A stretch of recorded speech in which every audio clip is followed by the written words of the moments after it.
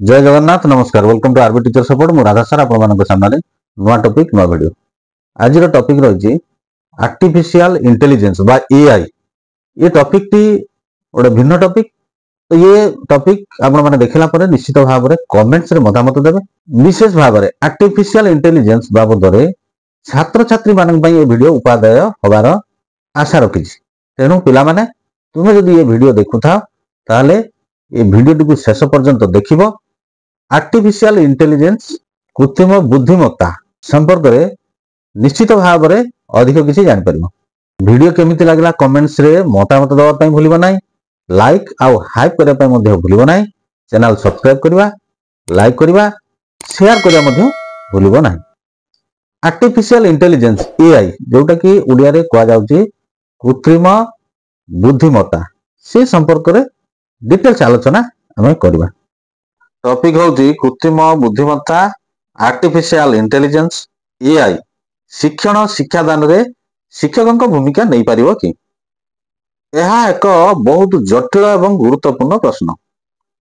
कृत्रिम बुद्धिमत्ता एआई शिक्षण क्षेत्र रे क्रांति आनी पारे किंतु शिक्षक मानवीय एवं भावनात्मक भूमिका को यह संपूर्ण भाव में बदलाई पारिबो नाही। एआई एक शक्तिशाली शिक्षण उपकरण भाव में काम कर जहाँ शिक्षक को अधिक प्रभावशाली कर साहाय्य करिवो। कृत्रिम बुद्धिमत्ता आर्टिफिशियल इंटेलिजेंस बा एआई शिक्षक विकल्प ना सहयोगी। कृत्रिम बुद्धिमत्ता एआई सहजरे शिक्षादान किसी दिग को परिचालना करिपरिबो जेपरिक तथ्य प्रदान करिबा, परीक्षा मूल्यांकन करिबा एवं व्यक्तिगत अभ्यास प्रदान करिबा तथापि जन शिक्षक मार्गदर्शन सहानुभूति एवं प्रेरणा देवार क्षमता अतुलनीय। एआई शिक्षक विकल्प बा रिप्लेसमेंट नुहे बरं जड़े शक्तिशाली सहयोगी बा असिस्टेंट हो पारिबो। एआई शिक्षादान रे निम्नलिखित क्षेत्र गुड़िक शिक्षक अधिक दक्षता प्रदर्शन कर पारिबो। तो केतोटी क्षेत्र रही जो थे कि एआई अधिक दक्षता प्रदर्शन कर पारिबो। एठी मु 7टी पॉइंट मु नहीं तो से पॉइंट गुडी को गोटी आलोचना करिबा। प्रथम पॉइंट होची व्यक्तिगत शिक्षण पर्सनलाइज्ड लर्निंग। एआई प्रत्येक छात्र छात्री शिक्षण शैली गति एवं दुर्बलता को तुरंत विश्लेषण कर पारिबो। यह उपरे आधार करी प्रत्येक छात्र छात्री पई उद्दिष्ट एवं उपयुक्त अभ्यास सामग्री तैयारी कर पारिबो। सेकंड पॉइंट आसिला स्वयंचालित मूल्यांकन ऑटोमेटेड असेसमेंट।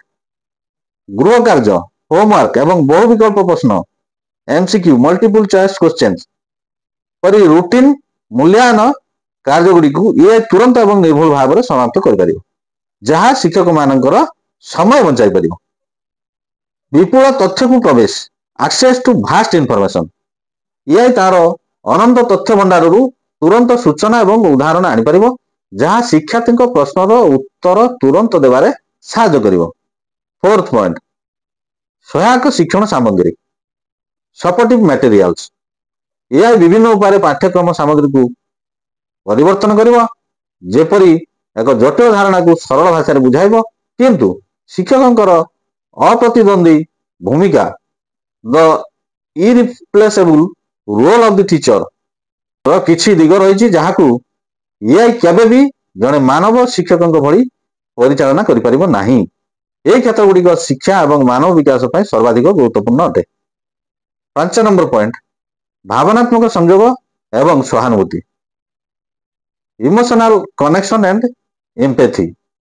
जने शिक्षक छात्र छात्री मानसिक अवस्था व्यक्तिगत समस्या एवं भावना को बुझी पारंती किंतु छात्र छात्री मानकु आवेगपूर्ण समर्थन एवं प्रेरणा देवार क्षमता एआई पाखरे नाही। पॉइंट 6 समालोचनात्मक चिंताधारा एवं मार्गदर्शन क्रिटिकल थिंकिंग एंड मेंटरशिप।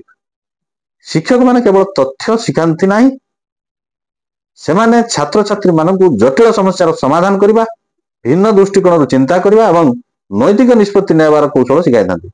एही मार्गदर्शन एक गणित अपेक्षा बहुत गभीर होता है जहाँकि एआई शिक्षा द्वारा संभव नुहे।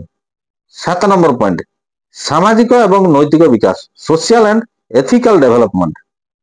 शिक्षक माने श्रेणीगृह मध्य सामाजिक पारस्परिक क्रिया ଦଳଗତ କାର୍ଯ୍ୟ, ସହଯୋଗ ଏବଂ ସମ୍ମାନର ମୂଲ୍ୟ ଶିଖାଇଥାନ୍ତି। ଏହି ମାନବୀୟ ଗୁଣଗୁଡ଼ିକୁ ଏଆଇ ଶିଖାଇବା ସମ୍ଭବ ନୁହେଁ। 8 ନମ୍ବର ପଏଣ୍ଟ, ପ୍ରେରଣା ଓ ଉଦ୍ଦୀପନା, ଇନ୍ସପିରେସନ ଆଣ୍ଡ ମୋଟିଭେସନ। ଜଣେ ମହାନ ଶିକ୍ଷକ ଛାତ୍ରଛାତ୍ରୀଙ୍କର ଜୀବନ ବଦଳାଇ ଦେବାର କ୍ଷମତା ରଖନ୍ତି।